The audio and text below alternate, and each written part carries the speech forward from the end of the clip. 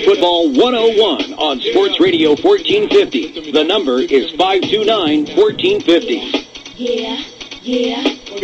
Welcome back to Fantasy Football 101 on Sports Radio 1450. Adam Stark alongside Eric Pedigo, Mark Graham, Nicorelli. We appreciate Adam Hawkins helping us out too. 529-1450 is the phone number, 529-1450. Good morning, you're on Fantasy Football 101.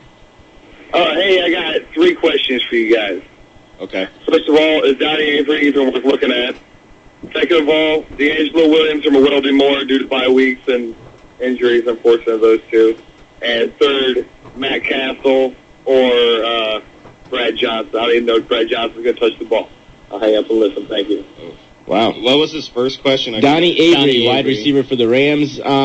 It depends on how deep you are at wide receiver. He might be worth a look. He's going to get some more balls. That team's fired up a little bit more. He's going to play special teams and he might be the number 2 guy as of this week, but that could change once some guys come back off the injury list. Yeah, I think Avery's as a flex. If you play a flex, I think he'd fit in nicely there. He's got some good speed, and it looks like that they're going to him a little bit more often. The second one, I'd go with Weldon Moore for Pittsburgh. I think that'd be the way to go with his running back situation for at least one more week, anyway. Yes. Yeah. And then just based on the pure huge question mark in Dallas, I think you have to go with Castle. Yeah, you do, because you just don't know what Jones is going to decide, and you don't know when he's going to decide it. So, yeah, I'd go with Castle. Wow. I know, that's scary. Yeah. It really is. 529-1450 is the phone number. Let's take another phone call. Good morning. You're on Fantasy Football 101. Yeah, hey, guys, I called in last week, and you guys got a chuckle on this. I told you it wasn't too early to start taking a sniffer on Pac-Man for my prison league. Nope.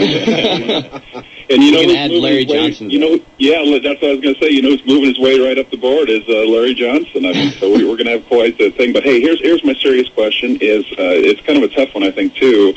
Shockey. You don't know what you're going to get coming back from him off of his surgery, or Vernon Davis. Had a big game last week, and, I think the last time they played the Giants a couple years ago, he had a good game in New York.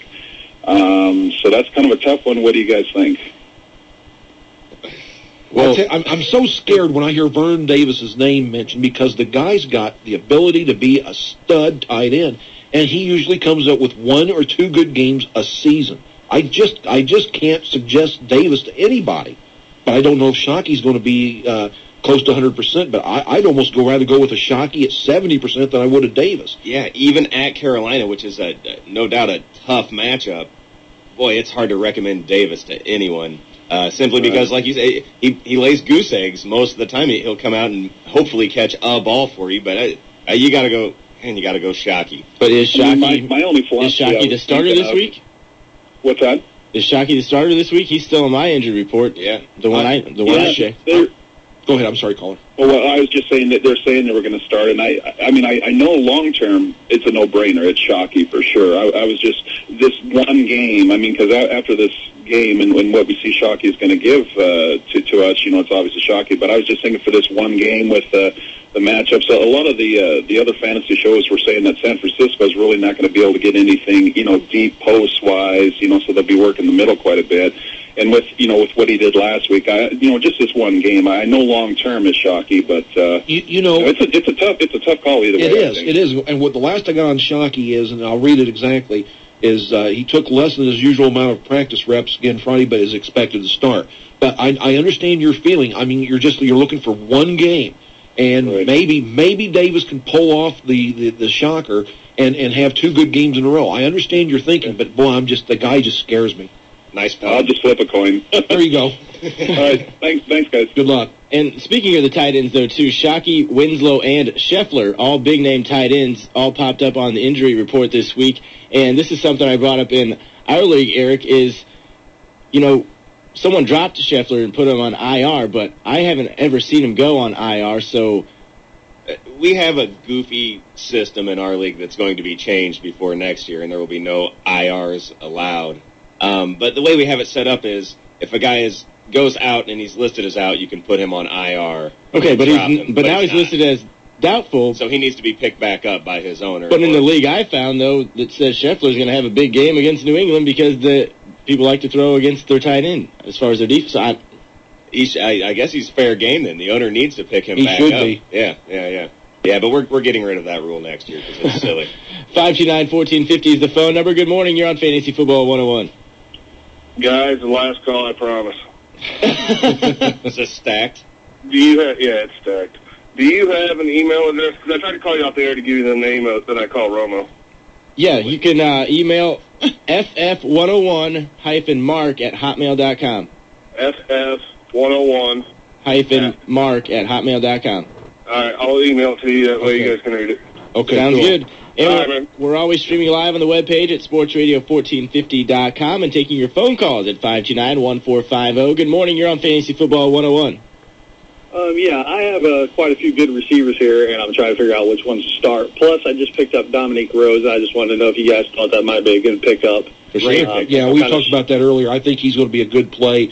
He hits the hole real well, runs north to south. I think he'll be a good play for you. All right, great. Okay, here's my wide receivers. I have Greg Jennings, Lavernius Coles, Lee Evans, and Marquise Colston on there. Now, I was starting Lavernius Coles, Lee Evans, and Greg Jennings, but should I set one of them and start Colston instead? I'll hang up and listen to you guys. I would, well, it just depends on if Colston is for sure going to come and start this week. You have to keep a close eye on that. If he does, I would sit Lee Evans and run with Jennings, Coles, and Colston. That's a pretty serious receiving core right there. Yeah, you make a good point. Colston, they teased Colston owners last week. Everyone was led to believe he was going to play some, and they yanked him at the last minute. So check and make sure. But I agree with you. I think those are the three guys to play if Colston is going to play.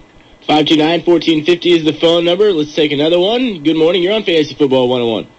Hey, you guys like Shockey or Devin Hester on a week that I'd ravaged by buys? Thanks. Bye. Yikes. Well, I think point per reception figures in a little bit if caller has that going on, but he hung up, so we don't know. Because Devin Hester actually has been pulling in quite a few balls. But I don't. You just have to watch that Shockey thing. You just have to watch the Shockey situation, if he's going to be in, if he's still feeling some soreness or whatever. But I might be leaning Devin Hester against a subpar Minnesota pass D. You know what? Everyone's gotten to the point where they're great against the run, awful against the pass. You know what? They are not great against the pass, but they're not. They're only ranked, I think, 15th. Yeah. They're not like they're ranked 32nd, so they're pretty good against the pass. But again, you're right. Shockey, is he going to play? Is he not? Cole, and I don't know. I'd really have to think Hester has actually looked like a receiver the last couple of weeks. That might be the way to go.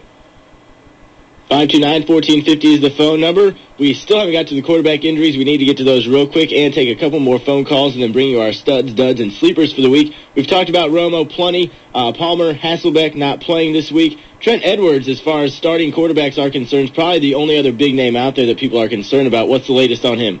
Probable. Practice Friday, expected to start. So if you're rolling with Trent Edwards, then you can plug him back in this week, it seems like. And Aaron Rodgers is also probable. Mark Bolger popped up on the list, but no one cares. And Brian Greasy also popped up on the injury report. Some of us care. Hey, the Rams did get a win. So. Here's another week you don't play Seattle receiver. Seneca Wallace is going to start. Yikes. Yep.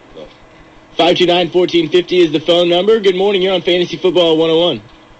Yeah, I had a question about Ryan Terrain coming up. What do you guys think of him when he starts with Denver? I know I hate Denver running backs, but what do you think his value is going to be? You know, they really liked him preseason until he hurt his elbow. He gives you everything you want. He gives you speed. He gives you some power.